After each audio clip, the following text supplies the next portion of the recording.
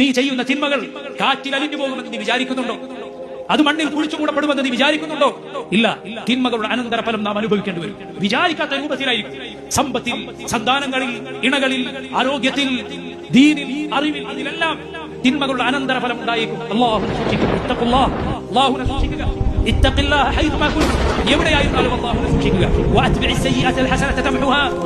ഒരു തിന്മ ചെയ്തു പോയാൽ ഉടനെ നന്മ ചെയ്യുക. വഖാലിഖിൻ നാസ ബിഖുലുഖിൻ ഹസൻ. ജനങ്ങളോട് സൽസ്വഭാവത്തിൽ പെരുമാറുക. റസൂലുള്ളാഹി സ്വല്ലല്ലാഹു അലൈഹി വസല്ലം പഠിപ്പിച്ചതാണ്. നമ്മുടെ സഹോദരിമാരെ, പെൺമക്കളെ, പ്രിയമുള്ളവരെ, ഉത്തരവാദിത്തമുള്ളവർ, അവരുടെ കാര്യം ശ്രദ്ധിക്കുക.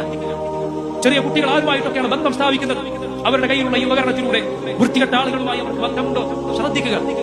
പ്രിയ സഹോദരിമാർ, ഇസ്ലാമിക വേഷം അവരുടെ ജീവിതത്തിൽ പാലിക്കുക. ഔറത്ത് മറക്കുക. പുരുഷന്മാരെ പോലെയല്ല സ്ത്രീകൾ ഇടപെടേണ്ടത്.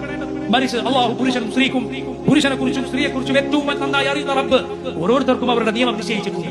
അവരുടെ കാര്യത്തിൽ അള്ളാഹുവിനെ സൂക്ഷിക്കുക. നബി സല്ലല്ലാഹു അലൈഹി വസല്ലം പറഞ്ഞു, രണ്ട് അവയവങ്ങളാണ്, ഉള്ളു പൊള്ളയായ രണ്ട് അവയവങ്ങളാണ് ആളുകൾ ഏറ്റവും അധികം നരകത്തിൽ പ്രവേശിപ്പിക്കുന്നത്.